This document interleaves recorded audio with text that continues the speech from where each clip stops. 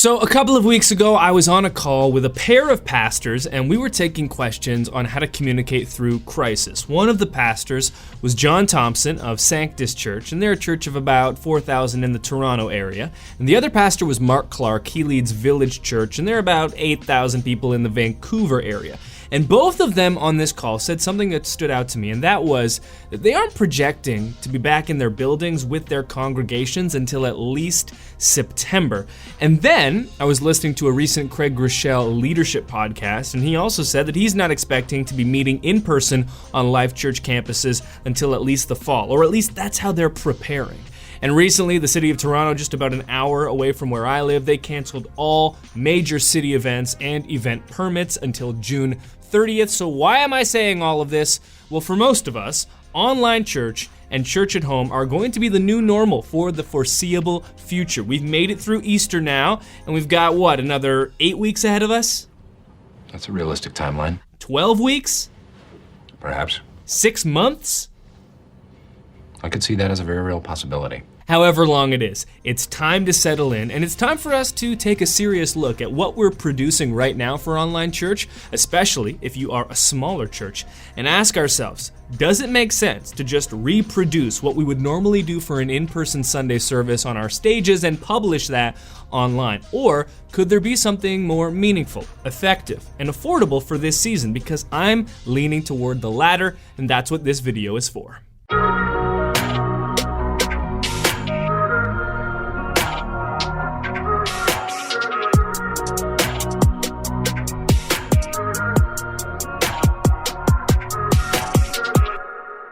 Well, hey there, my name is Brady Shearer. This is Pro Church Tools, a channel dedicated to helping your church navigate the biggest communication shift in 500 years. Subscribe to this channel because we are publishing new content every single week to help you and your church get through this tricky season. We talk about all things in the world of digital media. So again, make sure you are subscribed so you're notified of future content releases as soon as they drop. Now, I want you to take a look at this Instagram stories poll from my friend Nick Goodner and the fine people over at Creative Church. They've got a following of about 75,000 church creatives over on Instagram, and they asked their audience this question: which live stream setup do you prefer to watch? The living room casual setup or the onstage formal setup?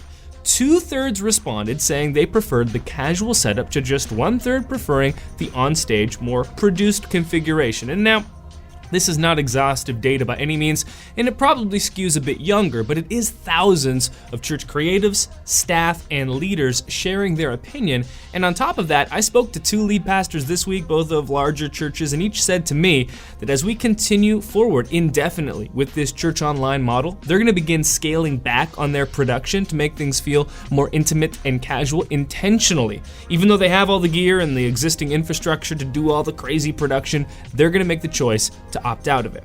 And then I got this message sent to me in a DM. This is from an actual church attender themselves responding to a person in church leadership, and they said, honestly, I love how everything y'all is doing right now is relaxed. There's nothing normal going on. Being relaxed around a table and chairs is more inviting to everyone.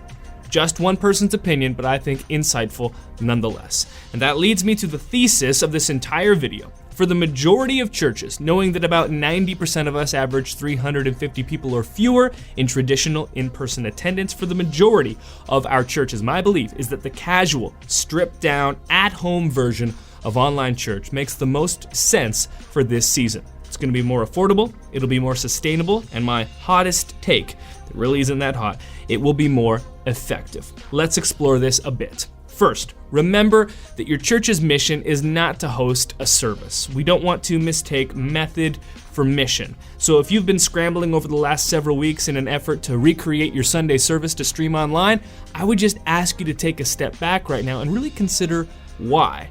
Because for most of us, if we're honest, the driving force behind that is just that we've always done church this way. So we need to keep doing it that way. And look, I get it, leading through crisis is very difficult. You want to be there for your congregation as they're going through tough times, but then you also have to lead your organization. Many churches have seen considerable drops in giving. Maybe you've even had to lay some people off. None of that is fun. And for the last little while, if all you've done is lean on your traditions and routines for Sundays, just trying to stay afloat, that's perfectly understandable. But again, now that we're through Easter, looking forward to months and months of online church ahead of us, I can see that happening, yes. I think now is the time to rethink what online church can look like. Especially because a more casual approach to church right now could actually ease the burden for you as a leader. So let's explore 3 reasons why I think the casual online church model makes the most sense for the most churches in this season. Oh, and if you're curious as to what the specifics of a casual online church service would actually be, we'll get to that at the end of this video. Reason number 1, more people prefer the casual approach. We can revisit the Creative Church Instagram poll for a moment because this represents thousands and thousands of church leaders and church creatives that both attend church and work at church. And to me, this makes sense, right? We're all at home, maybe by ourselves, maybe with our kids, with our families, our partner. Hosting church also at home is congruent. It's synchronous with that. Now, you could make the argument that some people prefer to see the church stage and the full production of a Sunday service online because it brings them comfort, it's familiar, and certainly there are some people that feel that way. But that group is probably not the majority, and you can expect those feelings to diminish the longer we stay physically isolated. The novelty will eventually wear off. Like, seeing your church's stage on that first week when you weren't allowed to meet in person, that might have felt really galvanizing. But my sense is that we're gonna see diminishing returns on that in the coming weeks as this drags on. And nostalgia really should not be a prime decision maker in our organizations, especially if it begins to interfere with effectiveness. Reason number 2, a casual approach to church for you, the organization, and leadership is going to be more sustainable and more affordable. You can leverage the existing gear and tech that you have, and all you really need is your mobile device. So you don't need to worry about shipping delays or finding room in an already cramped budget for the switcher or camera that you didn't already have. Plus, the casual online church model means less coordination, less setup, and less post-production, which translates to less stress, something we could all benefit from right now. And then lastly, reason number 3, my belief is that a casual approach to online church can be more effective in this season.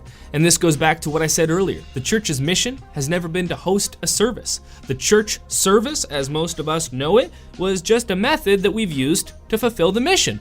But now that the method has been taken away from us, our first thought shouldn't be, how can we recreate that method online? Our first thought should be, how can we fulfill the mission online? And I honestly think we're telling on ourselves a bit when we rush to recreate our produced services in an online venue, because it just shows how deeply tied we are to one particular method. But it's just a method. And my hope is that this moment in time can be used by God and by our churches to reconsider and reevaluate the vast array of methods that are available to us, and then find new ways to fulfill the mission.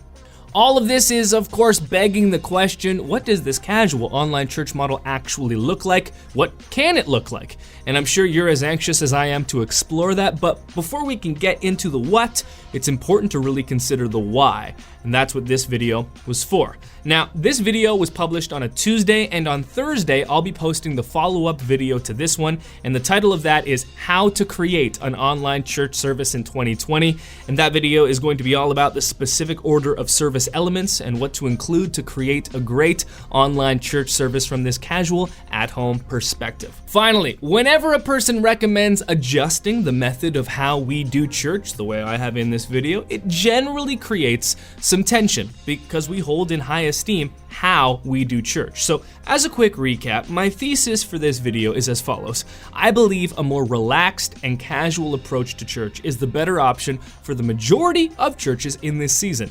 And there are thousands of different ways that you could embody that, but online church is a completely different paradigm than in-person church. So if you're not taking intentional steps to adjust what you normally do for an online setting, you're not gonna be as effective. Of course, I welcome pushback and disagreement in the comments, so please, if you have differing ideas, concerns about specific suggestions I may have made, make your voice heard in the comments below. However, I would really prefer it if we could avoid one type of comment, if you'll just humor me for a moment, and that is the "it depends" comment. If your response to this video is, well, you know, every church is different, that's really just what you say when you don't want to say anything at all. It shuts down any conversation, and it doesn't actually help us move forward or make any decisions, right? Which is something we really need to be doing right now. Yes, outliers always exist, that's a given. So all I'm asking for is concrete ideas in your responses, not an intellectual pause button on this very important conversation. And that'll do it for this video. Make sure to subscribe to this channel so you don't miss the follow-up video coming on Thursday, part 2. Just hit that subscribe button below, and if you click the little church bell, you can turn on notifications also, so you get notified as soon as that new video drops. I'll see you on Thursday for that. I'm very excited for it. Thanks so much for watching, and talk soon.